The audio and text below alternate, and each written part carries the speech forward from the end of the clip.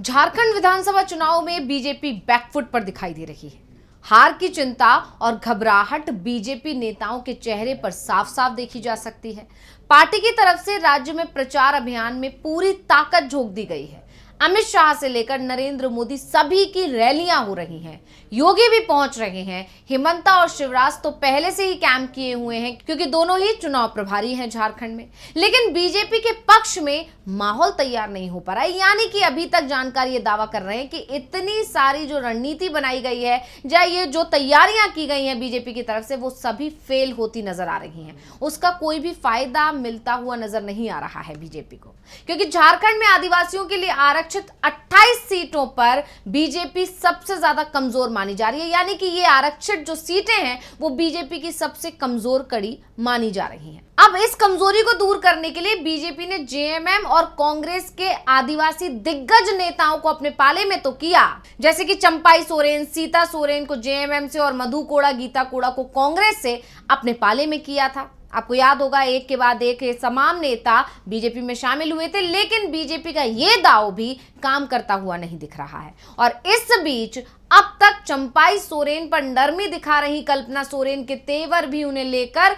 बेहद तीखे हो गए हैं। तो कैसे चंपाई के खिलाफ जेएमएम ने बनाया जाल, इसी पर हम करेंगे चर्चा। नमस्कार, मैं हूं अंशिता।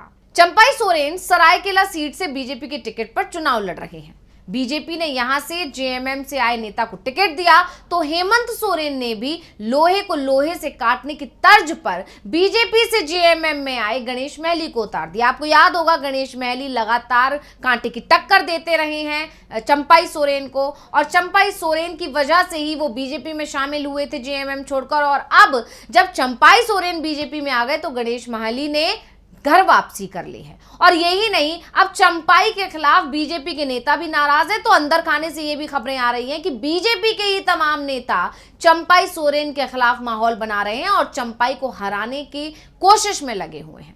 इधर महली की अगर बात करें तो वो जोर शोर से प्रचार में जुटे हुए हैं, और अभी से नहीं, वो बहुत पहले से, जब वो बीजेपी में थे तभी वो ये मानकर चल रहे थे कि बीजेपी उन्हें ही टिकट देगी, और इसीलिए वो खुद को जमीन पर मजबूत करने में लगे हुए थे। और अब जब गणेश महली जेएमएम में जा चुके हैं तो उनके समर्थन में जेएमएम की स्टार प्रचारक कल्पना सोरेन भी प्रचार के लिए वहां पर पहुंची। तो चंपाई के जेएमएम छोड़ने के बाद ये पहला मौका देखने को मिला था जब हेमंत सोरेन के परिवार से किसी ने चंपाई सोरेन पर सीधा हमला किया हो। जबकि अभी तक ये रहा था कि नरमी दिखाई जा रही थी जेएमएम की तरफ से, और जब भी कल्पना सोरेन से अगर सवाल किया जाता था तो वो कहती थी वो हमारे चाचा जी हैं, वो हमारे इसलिए सम्माननीय है, इसलिए उनके लिए हम कुछ भी नहीं कहना चाहते हैं। लेकिन अब सरायकेला में एक जनसभा का आयोजित किया गया और उस जनसभा में कल्पना सोरेन ने पूर्व मुख्यमंत्री चंपाई सोरेन का नाम लिए बगैर उन पर तीखा हमला कर दिया। कल्पना ने कहा कि धोखा देने वालों को जनता कभी बर्दाश्त नहीं करेगी, इस बार जनता उन्हें सबक सिखाएगी। तो कल्पना ने कहा, यहाँ के स्थानीय विधायक बीजेपी की गोद में जा बैठे हैं, उन्होंने आदिवासियों के साथ धोखा किया है, ऐसे लोगों को जनता इस बार सबक सिखाएगी। झारखंड की माताओं, बहन, बेटियों को हेमंत सरकार ने मान सम्मान, इज्जत देने का काम किया है। मैया सम्मान योजना जैसे कई कल्याणकारी योजनाओं से आदिवासी मूलवासियों का विकास हो रहा है। कल्पना सोरेन के बयान से एक बात तो साफ हो गई है कि चुनाव में जेएमएम चंपाई पर तीखे हमले करने से अब पीछे नहीं रहेगी। चंपाई सोरेन जेएमएम के संस्थापकों में शामिल थे, इसलिए अभी तक उनका लिहाज किया जा रहा था। लेकिन अब जेएमएम की तरफ से साफ कर दिया गया है कि चंपाई की विचारधारा बदल गई है। ऐसे में अब जेएमएम के विचार भी चंपाई के लिए बदल गए हैं। तो जिस विचारधारा के खिलाफ जेएमएम की लड़ाई है, चंपाई उसी तरफ चले गए हैं। इसलिए चंपाई को चुनाव में हराने के लिए जेएमएम अब पूरी ताकत झोंकने की तैयारी में है। यही नहीं, कल्पना सोरेन के बाद अब जल्दी ही हेमंत सोरेन भी सरायकेला में प्रचार करने के लिए पहुंचेंगे, और ये तय माना जा रहा है कि सरायकेला में हुई सभा में कल्पना ने हेमंत सोरेन की सरकार के कामकाज को भी बताया।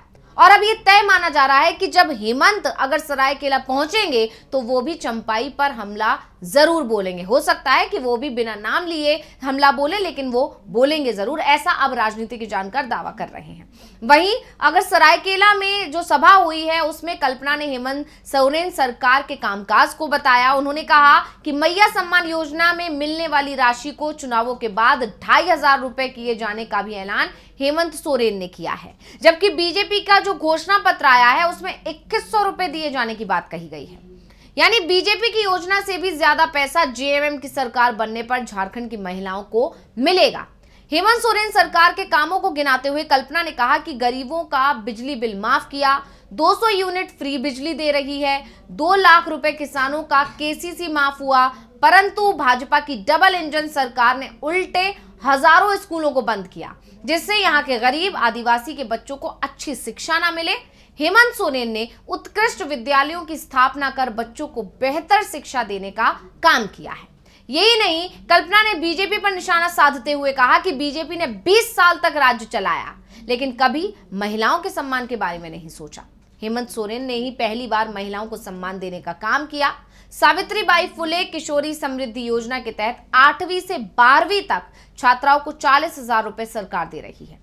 यानी साफ है कि कल्पना सोरेन ने सिर्फ बीजेपी पर हमला ही नहीं किया, बल्कि अपनी सरकार की योजनाओं के बारे में भी बताया। दरअसल बीजेपी के लिए हेमंत सोरेन से ज्यादा बड़ी चिंता का कारण इस समय कल्पना सोरेन बन गई हैं। कल्पना को भले ही राजनीति में आए हुए ज्यादा वक्त नहीं हुआ हो, लेकिन उनकी आवाज आज पूरे झारखंड में सुनी जा रही है। कल्पना की रैलियों में महिलाओं की उमड़ती भारी भीड़ ने भी बीजेपी को परेशान कर रखा है, क्योंकि बीजेपी के स्टार प्रचारकों की रैली में जहां लोग नहीं पहुंच रहे हैं, तो वहीं कल्पना सोरेन की रैली में मैदान खचाखच भरा होता है।